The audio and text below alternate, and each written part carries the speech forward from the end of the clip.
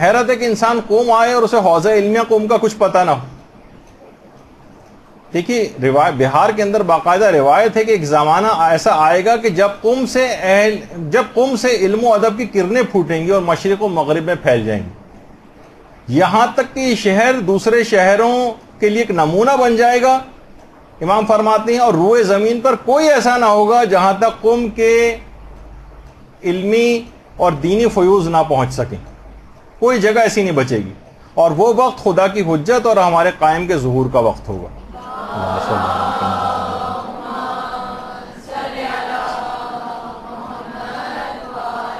اچھا اب دیکھیے قوم کا یہ حوزہ ترقی کا زکریا ابن آدم، پھر احمد ابن اسحاق قمی، پھر اس کے بعد شیخ صدوق، اور اس کے بعد پھر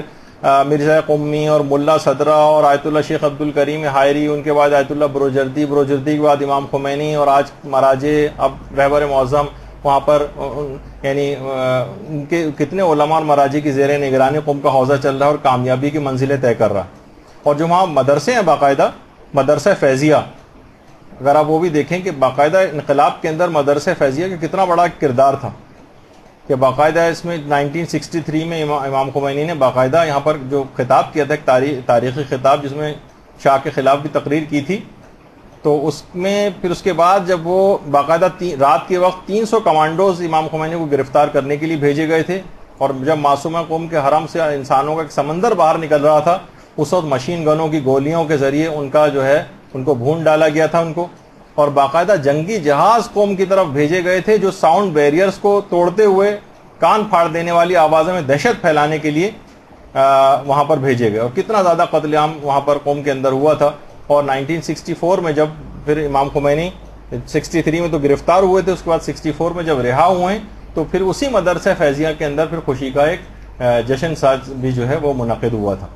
اس کے علاوہ وہاں پر مدرسہ حجتیہ بھی اب اتنا وقت نہیں ہے، اور بہرحال آیت اللہ خوئی کا بھی ایک مدرسہ ہے مدینہ العلم کے نام سے. لیکن جامعۃ الزہرا خواتین کے اعتبار سے وہ بھی آپ کو پتہ چلے کہ وہاں خواتین کا بھی ایک مدرسہ ہے جامعۃ الزہرا، 20,000 کے قریب طالبات اس میں پڑھتی ہیں، اور بہترین مدرسہ ہے. البتہ یہ بات یاد رکھیے کہ حوزہ علمیہ سے مراد کوئی خاص عمارت نہیں ہے. لوگ حوزہ علمیہ سوچتے ہیں شاید کوئی ایک عمارت کا نام ہے، نہیں، بلکہ حوزہ علمیہ سے مراد خاص نظام اور خاص نصاب تعلیم کے تحت جو تعلیم حاصل کی جاتی ہے اس کو کہا جاتا ہے کہ یہ حوزہ علمیہ کا طالب علم ہے. یعنی یہ تعلیم جو ہے مدارس میں بھی حاصل کی جاتی ہے، یہ مسجدوں میں بیٹھ کے بھی حاصل کی جاتی ہے، یہ امام بارگاہوں میں بھی حاصل کی جاتی ہے، حرموں کے صحن میں بھی حلقے بنا کے حاصل کی جاتی ہے. قوم میں اس وقت تقریباً 50,000 طلبہ ہیں، 10,000 غیر ایرانی ہیں، تقریباً 40,000 ایرانی ہیں وہاں پر. تو بہرحال کتنے ہی زندہ مراجع جو وہاں پر قوم میں اس وقت موجود ہیں ماشاءاللہ. آیت اللہ صافی گل پائگانی ہیں، اور آیت اللہ وحید خراسانی ہیں، اس کے علاوہ آیت اللہ موسیٰ شبیری زنجانی ہیں، ناصر مکارم شیرازی ہیں، اس کے علاوہ آیت اللہ نوری حمدانی ہیں، اور رہبر معظم ہیں، جعفر سبحانی ہیں، اور حسن زادہ عاملی ہیں. تو کتنے ہی علماء اور مراجع کی پوری کہکشاں ہے کہ انسان جو ہے باقاعدہ اگر کوئی ممکن ہو سکے تو ان سے کسی سے ملاقات بھی کر کے دیکھے. اور کچھ ہی فاصلے پر وہاں سے قوم سے شیخ صدوق اور ان کے والد کی قبریں بھی ہیں. مجھے بہت کچھ بیان کرنا تھا لیکن سب چھوڑتا ہوا آگے جانا پڑ رہا ہے مجھے، لیکن کیا کروں کہ شیخ صدوق بہرحال وقت اتنا نہیں رہا کہ شیخ صدوق وہ جن کو امام زمانہ کی دعا کے نتیجے میں جو پیدا ہوئے تھے. اللہم صلی علی محمد و علی محمد. اسی طرح سے آیت اللہ مرشی نجفی کی جو وہاں پر باقاعدہ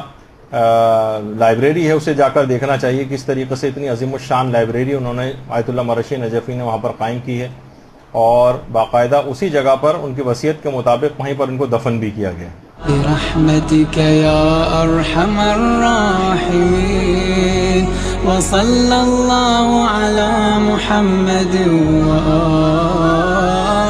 الطاهرين.